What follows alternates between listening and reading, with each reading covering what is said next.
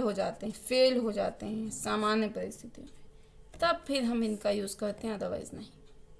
सामान्य परिस्थितियों में जब ये उपकरण हमारे विफल हो जाते हैं, सामान्य ये पारंपरिक उपकरण हमारे विफल हो जाते हैं, तब फिर हम गैर पारंपरिक का यूज़ करते हैं, जो गैर पारंपरिक उपकरण हमारे होते हैं। ठीक है। पारंपरिक उपकरण भी दो टाइप के होते हैं। एक तो होता है क्वांटिटेटिव, दूसरा होता है क्वालिटेटिव। ठीक है। अब थोड़ा सा हम क्वांटिटेटिव उपकरण के बारे में देख लेते हैं। क्वांटिटेटिव, ठीक है। क्वांटिटेटिव उपकरण होता क्या है? क्वांटिटेटिव, ठीक है। ये भारत में 7 टाइप्स के होते हैं। ये इंडिया में कितने प्रकार के होते हैं? 7 प्रकार के। 7 के नाम नोट कर लीजिए। CRR यानी कि कैश रिजर्व रेशियो, आप पूरा लिख लीजिएगा। नगद आरक्षी अनुपात। दूसरा SLR, स्टेचुटरी, देखिए स्टेचुटरी, ठीक है। लिक्विडिटी रेशियो यानी कि वैधानिक या तरलता अनुपात। OMO, third OMO, open market operation, ठीक है, लिख लीजिएगा आप लोग। ओपन मार्केट ऑपरेशन या खुली बाजार की प्रक्रिया। फिर चौथा है बैंक रेट, बैंक दर। फिर है रेपो रेट, रेपो दर। ये बैंक रेट हो गया, ये रेपो रेट हो गया, ये RR यानी कि रिवर्स रेपो रेट, और 7वां हो गया MSF यानी कि मार्जिनल स्टैंडिंग फैसिलिटी, सीमांत स्थायी सुविधा। इतने में आई होप आप लोग को कोई प्रॉब्लम अभी तक नहीं हुई होगी। ठीक है। बैंकों के पास, ठीक है, इतना समझ में आ गया। ओके, इसके आगे बढ़ते हैं। बैंकों के पास जो पैसा डिपॉजिट के रूप में आता है वो बैंकों की जमा राशि कहलाती है। जैसे हम आप जैसे लोग पैसा जो जमा करते हैं वो क्या कहलाती है? बैंकों की जमा राशि कहलाती है। बैंकों की क्या कहलाती है? जमा राशि कहलाती है। ये बैंक की लायबिलिटी होती है, मतलब बैंक की देयता होती है। बैंक की देयता या कह लो कि लायबिलिटी, कैसे भी समझाते हैं, लायबिलिटी, ठीक है। मतलब होता है क्या कि ये पैसा बैंक का नहीं होता। जो पैसा हम लोग जमा करते हैं वो पैसा क्या होता है? बैंक का नहीं होता है। पैसा किसका होता है? पब्लिक का होता है। किसका होता है पैसा? पब्लिक का होता है। हम ये पैसा बैंक के पास जमा करते हैं। हम ये पैसा जो होता है हमारा वो क्या करते हैं? बैंक के पास में जमा करते हैं, इस विश्वास के साथ कि बैंक हमें ब्याज के साथ ये पैसा वापस करेगी। कि बैंक हमें क्या करेगी? ब्याज के साथ ये पैसा वापस करेगी। ठीक है। और अगर मान लीजिए कि चालू खाता है जिसमें ब्याज नहीं मिलना है, जो चालू खाता होता है उसमें ब्याज नहीं मिलता है, करंट अकाउंट जिसको कहते हैं, उसमें क्या होता है कि ब्याज नहीं मिलता है, तो मतलब ब्याज तो भूल जाइए, लेकिन पैसा हमारा बैंक वापस करेगी। इसमें ब्याज तो मिलता ही नहीं तो बात ही खत्म कीजिए। लेकिन जो हमारा पैसा है चालू खाते में पड़ा हुआ वो बैंक हमें अवश्य ही वापस करेगी। ठीक है। बैंक हमें क्या करेगी? पैसा वापस करेगी। ठीक है। अब बैंक अपनी इस लायबिलिटी या जमा राशि को यूज करके लोगों को ऋण देती है। जो हम लोग पैसा देते हैं बैंक को, इसको वो यूज करके क्या देती है? लोगों को ऋण देती है। समझिएगा, पहले लोन या ऋण बैंक देती है। ठीक है। जैसे ऋण कई टाइप के होते हैं, बताऊंगी आगे, लेकिन अभी के लिए जैसे कार लोन हो गया, हाउस लोन हो गया, इस तरीके से कई ऋण होते हैं। ठीक है ना। होता क्या है कि जो ये जो लोन जो है बैंक दे रही है इसको बैंक का एसेट कहते हैं। बात समझ में आई? जो ऋण लोगों को दे रही है उसे बैंक का एसेट कहते हैं। ध्यान रहे, बैंक का एसेट कहते हैं, या परिसंपत्ति भी कहते हैं। एसेट कह लो या फिर परिसंपत्ति कहते हैं। ठीक है। क्योंकि ऋण के रूप में दिए गए पैसे की बैंक वसूली विद ब्याज करती है। जो पैसा बैंक जो पैसा ऋण के रूप में देती है उसकी वसूली जो बैंक करती है किसके साथ करती है? ब्याज के साथ में उस पैसे की वसूली करती है। तो जिसने ऋण लिया ये पैसा उसकी लायबिलिटी है। मान के चलिए बी नाम के व्यक्ति ने पैसा लिया, बी ना करिए क्योंकि बी से बैंक भी है। मान के चलिए एम नाम के व्यक्ति ने पैसा लिया बी से, बी बैंक से, इससे पैसा इसने लिया, ठीक है। तो जिसने ये पैसा लिया उसकी क्या हो गई? ये लायबिलिटी हो गई, क्योंकि इसको क्या करना है? बैंक के पास विद ब्याज वापस करना। ये बैंक है मान के चलिए, ये एम नाम का कोई पर्सन है, इसने बैंक से जब पैसा लिया तो ये इसकी लायबिलिटी हो गई, और जो ऋण दिया इसने, बैंक ने जो ऋण दिया वो उसकी क्या थी? संपत्ति थी, एसेट था। बात समझ में आई? ठीक है, आई होप समझ में आया होगा।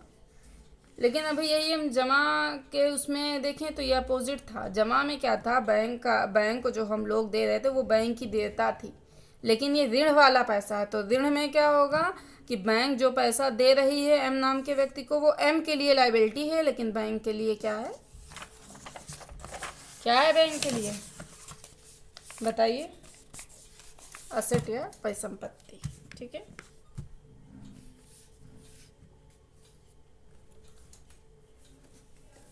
ठीक है, अब देखिए डिपॉजिट या जो लायबिलिटी होती है दो पार्ट में। देखिए थोड़ा सा बता रहे हैं। पैसा होता है बैंक के पास में, मान के चलो ये बैंक है, इसके पास में डिपॉजिट कह लो, या बैंक, ये बैंक है कोई, ठीक है, इसे डिपॉजिट कह लो या कह लो लायबिलिटी कह लो, देयता। मैंने भी पीछे बताया, यही चीज़ अभी बता के आगे बढ़ रही हूँ। देयता, ठीक है। ये दो टाइप की होती है। एक तो होती है हमारी demand liability, demand deposit, sorry, demand deposit, deposit हो गया, या लायबिलिटी, ऐसे लायबिलिटी, डिमांड डिपॉजिट या लायबिलिटी, ठीक है। हिंदी में कहते हैं मांग जमा राशि कह लो या फिर मांग देयता कह लो, बात होती, ठीक है। और दूसरा क्या होता है? टाइम या टर्म डिपॉजिट या लायबिलिटी, टाइम या टर्म डिपॉजिट या लायबिलिटी। हिंदी में कहेंगे सावधि देयता या जमा राशि, सावधि देयता या जमा, सावधि देयता या जमा। बात समझ में आई? लोगों का पैसा जो बैंक के पास डिपॉजिट के रूप में होता है उसे लायबिलिटी या देयता कहते हैं। और ये जो होता है ये दो टाइप का होता है डिपॉजिट, डिमांड डिपॉजिट या लायबिलिटी बोल लें, या फिर टाइम डिपॉजिट या लायबिलिटी, ठीक। कोई प्रॉब्लम आई होप नहीं होनी चाहिए आप लोग को इससे संबंधित कोई प्रॉब्लम, ठीक है।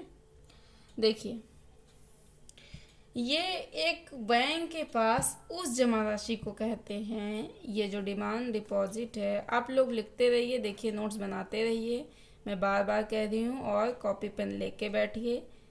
ये बनाने से मेरा सिर्फ और सिर्फ यही पर्पज़ है कि आप लोग जहाँ भी दूर कहीं बैठे हों, जो लोग नहीं अपना ज्वाइन कर सकते हैं कोचिंग या किसी भी तरीके से बाहर जाके नहीं पढ़ सकते हैं, वैसे भी कोरोना चल रहा है तो बाहर तो मुश्किल ही, निकलना ही बंद है, कर्फ्यू लगा है, तो घर बैठे ये सुविधा इसीलिए प्रदान की जा रही है कि आप लोग इसका पूरी तरीके से यूटिलाइज कर सकें, ठीक है।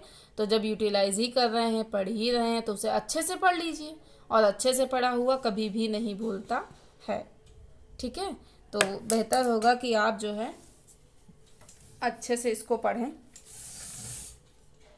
ताकि आपके एकदम माइंड में बैठ जाए और फिर दोबारा कहीं से भी पढ़ने की ज़रूरत ना पड़े, या आप कहीं से कोई भी बुक फिर दोबारा उठा के पढ़ेंगे, या जो मैं बोल रही हूँ अगर वही आप लोग इसे फॉलो कर लेते हैं तो आपको मतलब फिर कहीं से कुछ भी समझने की ज़रूरत नहीं पड़ेगी। जितना मैं समझा रही हूँ उतना इनफ है, मोर देन इनफ है, तो इसलिए कोशिश कीजिए कि जो मैं पढ़ा रही हूँ कॉपी पेन लेके बैठिए बाकायदा, उसके बाद ही पढ़िए। ऐसे पढ़ने से फिर आपका कोई मतलब नहीं है अगर आप यूं ही सुनते चले जाएं। या आप ही लोग की सुविधा के लिए किया जा रहा है, बिल्कुल फ्री ऑफ कॉस्ट है, इसका कोई भी चार्ज नहीं है। बेहतर होगा आप लोग पढ़ें। बस ये है, कमेंट ज़रूर करें कि आपको अगली वीडियो चाहिए नहीं चाहिए, समझ में आ रहा है नहीं समझ में आ रहा है, कमेंट सेक्शन में ज़रूर बताइए कि क्या आपका क्या रिस्पॉन्स है। ठीक है, शुरू करते हैं आगे। हाँ, मैं ये बता रही थी, तो जो डिमांड डिपॉजिट है ये एक बैंक के उस जमा राशि को कहते हैं जो कि जमाकर्ता बैंक से कभी भी निकाल सकता है। जैसे हम यहाँ पे कोई पैसा जमा करते हैं तो होता क्या है कि वो जमा राशि बैंक से कभी भी निकाला जा सकता है। बैंक से हम इसे क्या कर सकते हैं, कभी भी निकाल सकते हैं, कभी भी निकाल सकते हैं। तो इसे हम क्या कहते हैं, डिमांड डिपॉजिट कहते हैं। ठीक है, ऐसा इसलिए होता है क्योंकि बैंक को वो पैसा हमें ऑन डिमांड वापस करना होगा। बैंक को वो पैसा हमें क्या करना होगा, ऑन डिमांड वापस करना होगा। ठीक है, डिमांड डिपॉजिट की परिपक्वता की कोई अवधि नहीं होती। आप चाहे जब निकाल लो पैसा, इसमें मतलब आप चाहे जब भी पैसा निकाल लो। ठीक है, इसमें एक आपने सुना होगा कासा का नाम सुना, कासा। ठीक है, इसे कहते हैं करंट अकाउंट और इसे कहते हैं सेविंग अकाउंट। ये दोनों मिलकर बैंक का डिमांड डिपॉजिट कहलाते हैं। ये जब दोनों मिल जाते हैं तो ये क्या कहलाते हैं, बैंक का डिमांड डिपॉजिट। आई होप आप लोगों को समझ में आया होगा। ठीक है, अब ये देखिए, सावधि देयता या जमा राशि क्या होती है। ये बैंक की वो जमा राशि का वो हिस्सा होता है कि जिसे जमाकर्ता जब चाहे तब नहीं निकाल सकता है। ये जो होता है, ये बैंक मतलब अदर जो भी होते हैं पर्सन, ये जब चाहे तब बैंक से नहीं निकाल सकते हैं इस पैसे को। ठीक है, जो भी पैसा इसे बैंक्स में जो जमा करते हैं, ये जब चाहे तब उसे नहीं निकाल सकते हैं। तो उस जमा राशि की एक परिपक्वता की अवधि होती है और परिपक्व होने के बाद ही उस जमा राशि को एक जमाकर्ता विड्रॉ कर सकता है।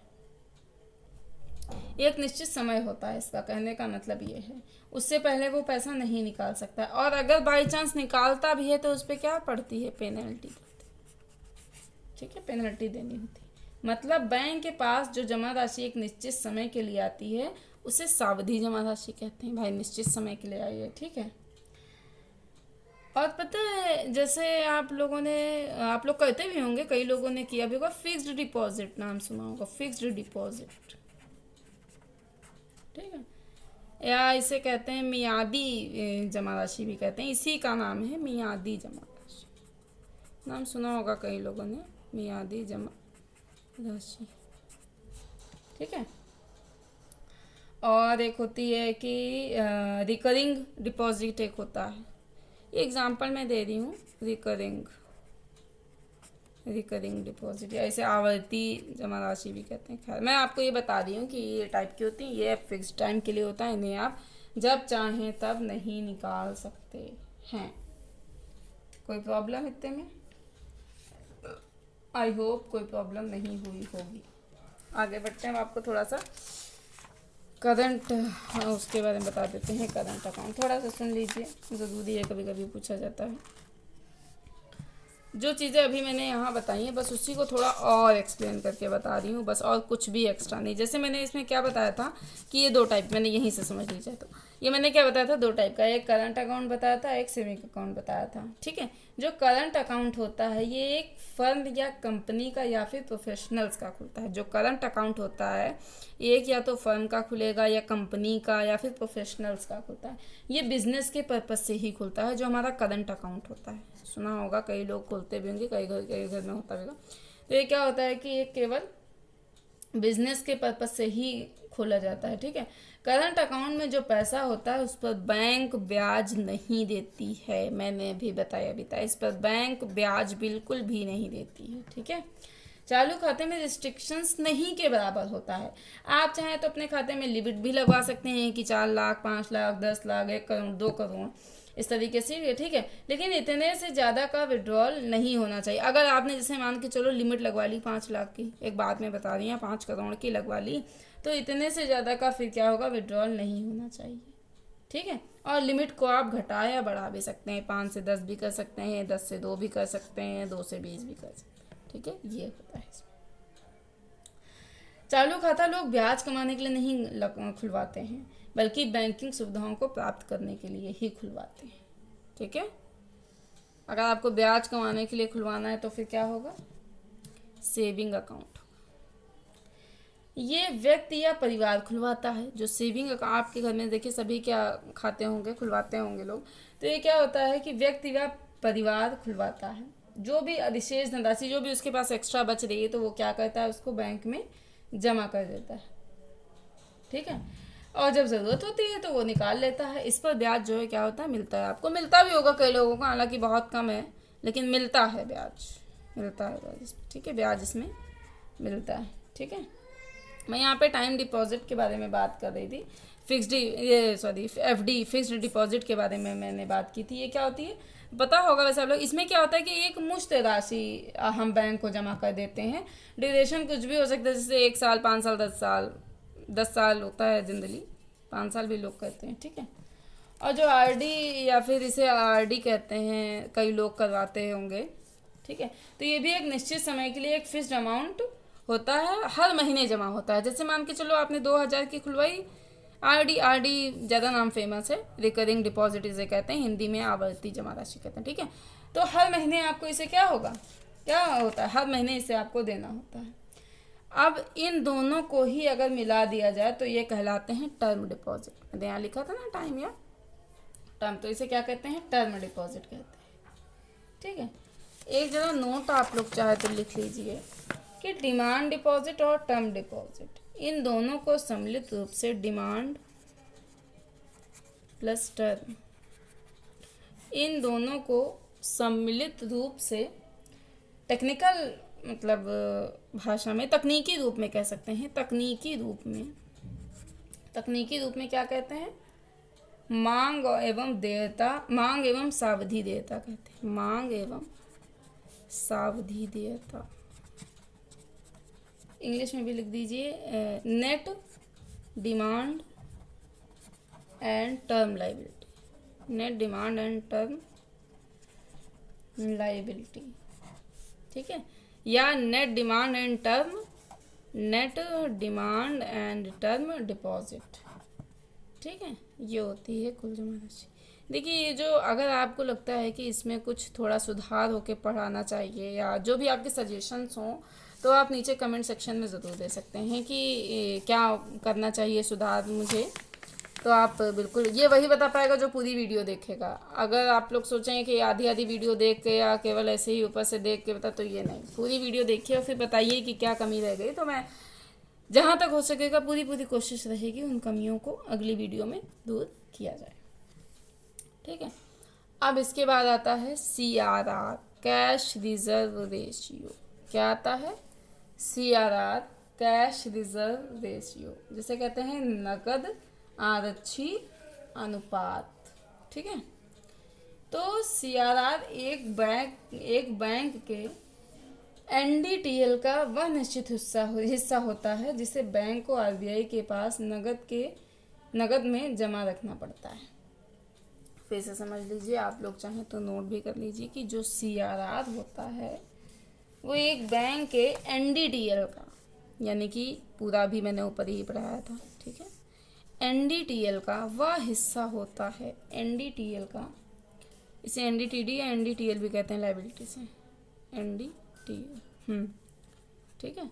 हाँ, तो ये CRR एक बैंक के NDTL का वह हिस्सा होता है जिसे बैंक अनिवार्य रूप से, ध्यान रहे, अनिवार्य रूप से, जिसे बैंक अनिवार्य रूप से RBI के पास नगद में जमा रखती है, नकद में जमा रखती है। ये पैसा क्या होता है कि नगद में जमा रहता है, ठीक है। और ये RBI तय करती है कि CRR कितना हो। ऐसा नहीं है कि कोई भी बैंक अपने आप से तय कर ले, ये आरबीआई ही तय करती है कि सीआरआर हमको कितना रखना है और कितना नहीं रखना है। ये कौन तय करता है? आरबीआई ही तय करती है। तो एक अगर साधारण शब्दों में समझना चाहें समझ लीजिए, जिन्हें ना समझ में आया हो फिर से एक बार देख लीजिए साधारण शब्दों में। एक बैंक के पास जो कुल जमा राशि आती है, एक बैंक के पास में जो टोटल या कुल जमा राशि आती है, उस जमा राशि का एक निश्चित हिस्सा, उस जमा राशि का एक निश्चित हिस्सा, एक निश्चित हिस्सा आरबीआई बैंक से कहती है कि तुम मेरे पास रखो और तुम उसका प्रयोग नहीं कर सकते। मान के चलो ये कोई बैंक है, ये आरबीआई है, तो आरबीआई बैंक से कहती है कि अपनी टोटल जमा राशि का एक निश्चित हिस्सा तुम मेरे पास रखो और तुम इसका प्रयोग भी नहीं करोगे। वो निश्चित हिस्सा आरबीआई तय करके बैंक को बताती है। ठीक है। वर्तमान में जो सीआरआर है वो 3.5% है। कितना है? 3.5%। ठीक है। मतलब क्या है कि यदि बैंक के पास कुछ कुल जमा राशि मान के चलो 100 रुपये है, तो 100 रुपये में से 3.5 रुपये बैंक आरबीआई के पास जमा रखेगी, जिस पर आरबीआई बैंक को कोई ब्याज नहीं देगी। ध्यान रहेगा, इस 100 रुपये में से 3.5 रुपये आरबीआई रख रही है तो इस पर वो कोई ब्याज नहीं देगी। और ना ही ये जो 3.5 रुपये है इसको बैंक और आरबीआई दोनों ही यूज़ नहीं कर पाएंगे। ये मैं समझिए कि जैसे आरबीआई ने बैंक से ले लिया इस सीआरआर को और वो फिर यूज़ करे, नो, ये भी नहीं है कि वो इसको यूज़ भी फिर नहीं करेगी। इसका मतलब क्या है? यह राशि अर्थव्यवस्था से क्या होगी? यह राशि अर्थव्यवस्था से बाहर होगी। अर्थव्यवस्था से जो सीआर होगा इसका मतलब क्या है? ये बाहर होगा। ठीक है। अब अगर मान लीजिए कि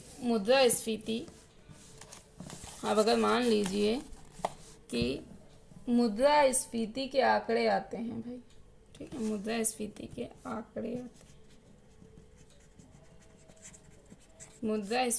आंकड़े आते हैं और उन आंकड़ों से आरबीआई को ये लगता है कि अर्थव्यवस्था में पैसा ज़्यादा है।